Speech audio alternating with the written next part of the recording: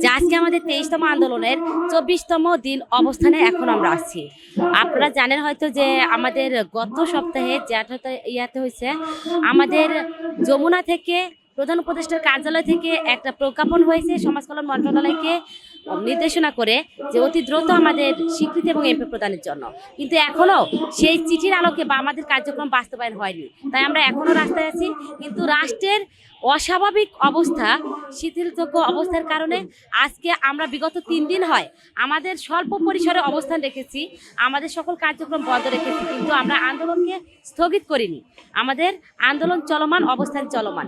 আমরা যেহেতু শিক্ষক, রাষ্ট্রের দুর্বিষহ অবস্থা আমরা নিজেদেরকে কন্ট্রোল করেছি এবং সেই অবস্থা থেকে সহমত পোষণ করে শুধু অবস্থানটা রেখে গেছি স্বল্প পরিসরে। বিগত 24টা দিন চলে যাচ্ছে, আমাদের শিক্ষকেরা এখনও রাস্তায়, এই ফুটপাতে রাতের সময় কুকুর বিড়ালের সাথে আমাদের বসবাস হচ্ছে, টোকাইদের সাথে আমাদের বসবাস হচ্ছে। এটা রাষ্ট্রের জনলজ্জা। যেখানে আমরা শিক্ষক, বিশেষ চাহিদা সম্পন্ন ছেলে মেয়ে করার কারিগর, সেই শিক্ষক হয়ে আজকে আমরা রাস্তায়। আমরা সমাজের কাছে অবহেলিত, আমরা পরিবারের কাছে অবহেলিত, আমরা রাষ্ট্রের কাছে অবহেলিত। এটা রাষ্ট্রের কাছে বোধগম্য নয়। 24-এর গণঅভ্যুত্থানের পর, এই জুলাই বিপ্লবের পর শিক্ষকদের দাবি আদায়ের জন্য আবার রাস্তায় আসতে হয়, এটা আদৌ এই রাষ্ট্রের কাছে আমাদের বোধগম্য ছিল না।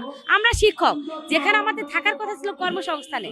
আপনারা জানেন, একটা কুলি মজুর, রিক্সা চালক, বাসের ড্রাইভার থেকে শুরু করে উচ্চ লেভেলস্থ সকল কর্মকর্তা, তাদের কর্মসংস্থানে আজকে তারা নিয়োজিত আছে। আর আমরা আমাদের কর্মসংস্থান নিশ্চিত করার জন্য এই প্রেস ক্লাব চত্বরে 24 দিন ধরে এই রাস্তায় খেয়ে না খেয়ে অর্ধ অনাহারে দিন কাটাচ্ছি। আপনারা জানেন যে আদৌ সমাজ কল্যাণের দৃষ্টি আমাদের দিকে অগোচর হয়নি। আদৌ তারা ঘুমিয়ে আছে ওই এসি করা রুমে, কেন বসে আছে? আমরা সমাজ কল্যাণ উপদেষ্টার কাছে জানতে চাই। আপনারা যদি শিক্ষা প্রতিষ্ঠানের নিয়ে কাজ না করেন, অনতিবিলম্বে এই সমাজ কল্যাণ দপ্তর বন্ধ করে দেন।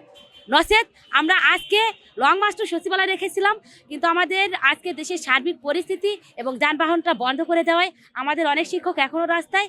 আমরা আগামীকালকেই আমাদের অধিকার আদায়ের জন্য যত কঠিন আন্দোলন করতে হয় আমরা করব। আমরা সমাজ কল্যাণকে জানান দিতে চাই, আজকের মধ্যেই আমাদের স্বীকৃতি এমপি প্রদানের একটা প্রজ্ঞাপন জারি করে আমাদের সসম্মান ফিরিয়ে দেন। আর নহলে আমরা আগামীকাল সচিবালয়কে ঘেরাও করব। সমাজ কল্যাণ মন্ত্রণালয়ের প্রত্যেকটা দরজা তালা বদ্ধ করে আমরা আমাদের অধিকার আদায় করে নিব।